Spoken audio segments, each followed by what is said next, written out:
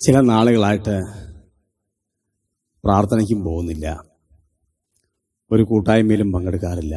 എനിക്കതിനോട് താല്പര്യമില്ല. ഭാഷ ഞാൻ പണ്ടൊക്കെ പ്രാർത്ഥനയ്ക്ക് പോകുമായിരുന്നു. ഇടക്കാലം കൊണ്ട് എനിക്ക് ഒരു ചെറിയ വിഷയം ഉണ്ടായപ്പോൾ ഞാൻ പിന്നെ അങ്ങനെയാണ് എന്തിനാ പോകുന്നത് എന്ന് ചിന്തിച്ചു പോയി. പിന്നെ എൻ്റെ കൂട്ടുകാരൊക്കെ അവരൊക്കെ പല മതത്തിലും പല വിഭാഗത്തിലും പെട്ടവരാണ്.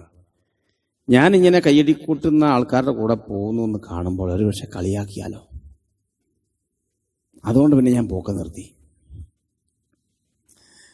പിന്നെ ഒരു 2-3 ആഴ്ച പോകാതിരുന്നപ്പോൾ പിന്നെ പോകണമെന്നൊരു ചിന്തയില്ല, ഉള്ളിൽ ഒരു ചിന്തയില്ല. അതാണ് സത്യം. ചില ആളുകൾ വന്നെന്നെ നിർബന്ധിക്കാറുണ്ട്, വാ നമുക്ക് പ്രാർത്ഥനയ്ക്ക് പോകാമെന്നൊക്കെ പറഞ്ഞെങ്കിലും എനിക്ക് അങ്ങോട്ട് ഒരു ഉത്സാഹം വരുന്നില്ല. എന്താണെന്നറിയത്തില്ല. കുറച്ച് കാലമായിട്ട് ആത്മീയ വിഷയങ്ങളിൽ ഞാനങ്ങനെ മുമ്പോട്ട് വരാറില്ല. പക്ഷെ ഒരു സമയത്ത് എനിക്ക് ഭയങ്കര ഇൻട്രസ്റ്റ് ആയിരുന്നു. ഞാൻ അങ്ങനെ വരുമായിരുന്നു.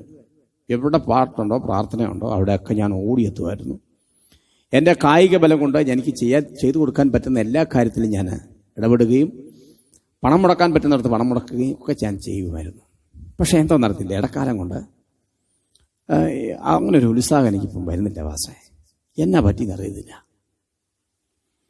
ചില ആളുകളുടെ സ്വഭാവവും അവരുടെ ആ പ്രസംഗമൊക്കെ ആയിട്ട് ഒരുമിച്ച് അങ്ങ് പോകാത്തതുകൊണ്ട് എനിക്ക് അതിൻ്റെതായ ബുദ്ധിമുട്ടുണ്ട്. ചില ആളുകൾ പായലുള്ള ആ പ്രാർത്ഥനയും ആ ഭക്തിയും ആ വിശ്വാസവും ആ ഒരു ധൈര്യവും ആ ഒരു ഉറപ്പൊക്കെ ഉള്ളൂ. ആ പായെന്ന് എഴുന്നേറ്റ് കഴിയുമ്പോഴത്തേക്ക് ഇവർ പഴയ മനുഷ്യനായി.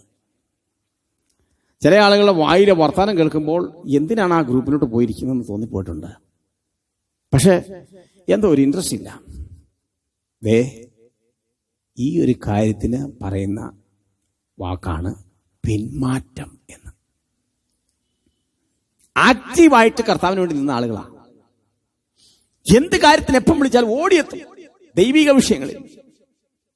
പക്ഷേ ഇപ്പോൾ ആക്റ്റീവല്ല. ചില ആളുകൾ പറയുന്നത് ഇതൊക്കെ ചുമ്മാ ആവശ്യമില്ലാത്ത പണിയാ, താട്ടിപ്പിന്റെ ഇടപാടുകളാ എന്നൊക്കെ ഉള്ള വാക്കുകൾ നിങ്ങളുടെ വായിൽ നിന്ന് പുറത്തു വന്നിട്ടുണ്ടാകാം. വിശ്വാസം തണുത്ത് ഫ്രീസിങ് ആയ അവസ്ഥയിലായി ഇപ്പോൾ ഉള്ളത്. മുൻപോട്ട് വരാനൊരു താല്പര്യമില്ല, ഒന്നിനും ഒരു താല്പര്യമില്ലായ്മ, പ്രത്യേകിച്ച് ആത്മീയ വിഷയങ്ങളിൽ. സ്തോത്രം. എൻ്റെ പ്രിയരെ, ഇതെല്ലാവർക്കും സംഭവിക്കുന്നതാണ്. നിങ്ങൾക്കത് സംഭവിച്ചത് ശരിയാണ്, പക്ഷേ ഇതെല്ലാവർക്കും സംഭവിക്കുന്ന. സ്തോത്രം. എബ്രായ ലേഖനത്തിൽ ഒരു വാക്ക് ഞാൻ നിങ്ങളെ വായിച്ചു കേൾപ്പിക്കാം. 6-ാം അധ്യായം 4-ാമത്തെ വാക്യം മുതലേ. ഒരിക്കൽ പ്രകാശം ലഭിച്ചിട്ട് സ്വർഗീയ ദാനം ആസ്വദിക്കുകയും പരിശുദ്ധാത്മാവിനെ പ്രാപിക്കുകയും ദൈവത്തിന്റെ നല്ല വചനവും വരുവാനുള്ള ലോകത്തിന്റെ ശക്തിയും ആസ്വദിക്കുകയും ചെയ്തവർ പിന്മാറിപ്പോയാൽ. കണ്ടോ, ഒരു പിന്മാറ്റം. പണ്ട് സിഗരറ്റ് വലിക്കുമായിരുന്നു. യക്ഷയിലോട്ട് വന്നപ്പോഴത്തേക്ക് സിഗരറ്റ് വലി ഉപേക്ഷിച്ചു. പക്ഷേ ആത്മീയ വളർച്ചയില്ലാത്തതിനാലും ചെറിയ വിഷയങ്ങളുടെ ബന്ധത്തിൽ ആലയത്തിൽ നിന്ന് വിട്ടുനിന്ന് കൂട്ടായ്മയിൽ പങ്കെടുക്കാതെ വന്നപ്പോൾ പഴയ വഴിക്ക് വീണ്ടും തിരിഞ്ഞു. വീണ്ടും സിഗരറ്റ് വലി തുടങ്ങി, സിനിമ കാണൽ തുടങ്ങി, നാടകം കാണാൻ പോകാൻ തുടങ്ങി. പിന്നെ ലോകത്തിൻ്റെ സകല ഇമ്പങ്ങളിലേക്ക് ഇറങ്ങി. കുറേശ്ശെ അതിനകത്ത് മുഴുകി. ഇപ്പോൾ ലോകക്കാരനാണോ ദൈവവൈതനാണോ എന്ന് തിരിച്ചറിയാൻ പറ്റാത്ത പരുവത്തിലായി. അതുകൊണ്ടാണ് എന്നെ നിങ്ങൾ ആൾക്കാർ പറയുന്നത്, സർക്കസ് ഉണ്ടോ അവിടെയുണ്ട്, നാടകവേദി ഉണ്ടോ അവിടെയുണ്ട്, സിനിമാ തിയേറ്റർ ഉണ്ടോ അവിടെയുണ്ട്. സിനിമാ തിയേറ്ററിൽ ഇപ്പോൾ പോകണ്ട, ഇപ്പോൾ വീട്ടിനകത്താണ് സിനിമാ തിയേറ്റർ വന്നേക്കുന്നല്ലേ. പക്ഷെ ഞാനൊരു കാര്യം നിങ്ങളോട് പറയാം. ദൈവത്തിൻ്റെ കണ്ണ് അഗ്നിജ്വാലയ്ക്കൊത്ത കണ്ണാ. നിങ്ങൾ എവിടെ പോയിരുന്നാലും ദൈവത്തിന് കാണാം. വിശ്വാസത്തിൽ ശോഷണം സംഭവിച്ച് പിന്മാറ്റമുള്ളൊരു ഹൃദയമുള്ളവരായി മാറി. എന്നിട്ടോ ദൈവം നിങ്ങൾക്ക് തന്നിരിക്കുന്ന ഈ പിന്മാറ്റ ഹൃദയമുള്ളപ്പോൾ തന്നെ ദൈവം നിങ്ങൾക്ക് തന്നിരിക്കുന്ന എല്ലാ അനുഗ്രഹങ്ങളും എല്ലാ നന്മകളും നിങ്ങൾ അനുഭവിച്ചുകൊണ്ട് തന്നെ പിന്മാറ്റത്തിൽ തുടരുകയാണ്.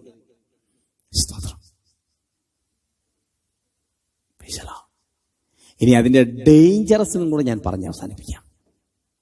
നിങ്ങളിങ്ങനെ പിന്മാറുമ്പോൾ ആത്മീയ വിഷയങ്ങളിൽ ഒരു സന്തോഷമില്ലാതെ, ആത്മീയ വിഷയങ്ങളിൽ ഒരു തൃപ്തിയില്ലാതെ, ആത്മീയ വിഷയങ്ങളിൽ ഒരു താല്പര്യമില്ലാതെ നിങ്ങൾ പുറകിലേക്ക് മാറുമ്പോൾ, പിന്മാറുമ്പോൾ സംഭവിക്കുന്ന കാര്യം തന്നെ അറിയോ? 6-ാമത്തെ വാക്യം, തങ്ങൾക്ക് തന്നെ ദൈവപുത്രനെ വീണ്ടും ക്രൂശിക്കുന്നവരും അവന് ലോകാപവാദം വരുത്തുന്നവരുമാകൊണ്ട്. കണ്ടോ, യേശുക്രിസ്തുവിന് ലോകത്തിൽ നിങ്ങൾ അപവാദം വരുത്തുകയാണ്. നിങ്ങൾ രക്ഷിക്കപ്പെട്ടു. ആ രക്ഷിക്കപ്പെട്ട സമയത്ത് ഒരു 2-3 വർഷം ഒരു കുഴപ്പമില്ല, ഭയങ്കര ആത്മീയ തീക്ഷ്ണതയും അന്യഭാഷയുള്ള ആരാധനയും ദൈവത്തെ മഹത്വപ്പെടുത്തലും, ഒരു ആളെ കാണുമ്പോൾ പ്രൈസ് ലോർഡ് ബ്രദറെ സന്തോഷമായിരിക്കുന്നു എന്നൊക്കെ ചോദിക്കുകയൊക്കെ ചെയ്യുമായിരുന്നു. 3 വർഷം കഴിഞ്ഞപ്പോഴത്തേക്ക് ഏതോ ഒരു ചെറിയ വിഷയത്തിന്റെ പുറത്ത് പലരുടെ സംസാരം കേട്ടിട്ട്, പലരുടെ അഭിപ്രായം കേട്ടിട്ട്, അവിടെ ഉണ്ടായ ആ നീതിപൂർവമല്ലാത്ത ഇടപെടലിൽ നിങ്ങളുടെ മനസ്സിൽ നൊന്ത് വേദനപ്പെട്ട് നിങ്ങൾ പുറകോട്ട് തിരിഞ്ഞതാണ്, നിങ്ങൾ പുറകോട്ട് മാറിയതാണ്. നിങ്ങളെ കുറ്റപ്പെടുത്താൻ ഞാൻ നിങ്ങളെ കുറ്റപ്പെടുത്തത്തില്ല. പക്ഷെ ഒരു കാര്യം ഞാൻ നിങ്ങളോട് പറയാം, നിങ്ങളെ കുറ്റപ്പെടുത്താൻ എനിക്ക് ഒരു വക കിട്ടിയത് അടുത്ത 6-ാമത്തെ വാക്യമാണ്. ആ വക എന്നാണെന്നറിയാമോ? നിങ്ങൾ പോലും അറിയാതെ യേശുക്രിസ്തുവിന് ലോക അപവാദം വരുത്തുന്ന ഒരാളായി നിങ്ങൾ മാറി. നിങ്ങളുടെ പിന്മാറ്റം കൊണ്ട് വേറെ ആർക്കും ഒരു ദോഷം ഉണ്ടായിട്ടില്ല. നിങ്ങളുടെ ജോലി പോയിട്ടില്ല, നിങ്ങളുടെ വീട് ഇടിഞ്ഞു പൊളിഞ്ഞ് വീണില്ല, നിങ്ങളുടെ വണ്ടി ആക്സിഡന്റ് ആയില്ല, നിങ്ങളുടെ പിള്ളേർക്ക് അഡ്മിഷൻ കിട്ടാതിരുന്നില്ല. ഇതൊക്കെ നിങ്ങൾ ആസ്വദിച്ചതല്ല. നിങ്ങളുടെ ജീവിതത്തിന്റെ എല്ലാ മേഖലകളിലും സന്തോഷത്തോടെ നിങ്ങൾ ആസ്വദിച്ച് ജീവിക്കുക ഇപ്പോൾ. പക്ഷേ നിങ്ങൾ ആസ്വദിക്കുമ്പോൾ ഈ ദൈവപുത്രനായ ക്രിസ്തു അപവാദം സഹിക്കുകയാണ്. അത് നിങ്ങളുടെ കമ്മ്യൂണിറ്റി മാത്രമല്ല, നിങ്ങളുടെ ടൗണിൽ മാത്രമല്ല, ലോക അപവാദം എന്ന് പറഞ്ഞാൽ നിങ്ങളെക്കുറിച്ച് പറയുന്നിടത്തെല്ലാം നിങ്ങളുടെ പിന്മാറ്റത്തെക്കുറിച്ച് ആൾക്കാർ സംസാരിക്കുക. ആ മനുഷ്യൻ ഒരു നല്ല ദൈവവേദനായിരുന്നു, രക്ഷിക്കപ്പെട്ട നാൾ മുതൽ നല്ല ആത്മീയ തീക്ഷ്ണതയുള്ള ഒരു മനുഷ്യനായിരുന്നു. പക്ഷേ ഇപ്പോൾ അദ്ദേഹത്തിന്റെ സ്ഥിതി വളരെ മോശമാണ്. രക്ഷിക്കപ്പെടാത്തവൻ കൂടെ പറയാ, ഇവൻ കുറെ നാൾ കയ്യടി പാട്ടിന് കൂട്ടത്തിലായിരുന്നു. കണ്ടോ, കൂട്ടത്തിൽ നിന്ന് വെള്ളം അടിക്കുന്ന പറയാ, ഒരു കാലത്ത് ഇവനെയൊക്കെ വിളിച്ചാൽ വരുമായിരുന്നു, ഇപ്പൊ നാട്ടെ നമ്മളെക്കാലം അടിക്കാൻ തുടങ്ങി. ലോകാപവാദം. എത്ര പ്രാവശ്യം നിങ്ങൾ ദൈവവചനം കേട്ടു, ദൈവശബ്ദം കേട്ടു, തിരുവചനത്തിലൂടെ ദൈവദാസന്മാർ ശക്തമായി പരിശുദ്ധാത്മാവ് നിങ്ങളോട് സംസാരിച്ചു. പക്ഷേ പുറംകാലം കൊണ്ട് തട്ടിക്കളഞ്ഞ് ഈ ലോകത്തിൽ അടിച്ച് പൊളിച്ച് ജീവിക്കാനാണ് പ്ലാനെങ്കിൽ, സ്തോത്രം, ദൈവകോപം അനുസരണം കെട്ടവരുടെ മേൽ വരുന്നു എന്നുള്ള യാഥാർത്ഥ്യം ഇന്ന് രാവിലെ നിങ്ങൾ തിരിച്ചറിയണം. എബ്രായ ലേഖന കർത്താവ് പറയുന്ന ഒരു വാക്കും കൂടെ ഞാൻ വായിച്ചു കേൾപ്പിക്കാം. പലപ്പോഴും പെയ്ത മഴ കുടിച്ചിട്ട്. കേട്ടോ, പലപ്പോഴും പെയ്ത ദൈവവചനമാകുന്ന മഴ നിങ്ങൾ കുടിച്ചിട്ട് ഭൂമി കൃഷി ചെയ്യുന്നവർക്ക് ഹിതമായ സസ്യാദികളെ വിളയിക്കുന്നുവെങ്കിൽ ദൈവാനുഗ്രഹം പ്രാപിക്കുന്നു. മുള്ളും ഞെരിഞ്ഞിലും മുളപ്പിച്ചാലോ.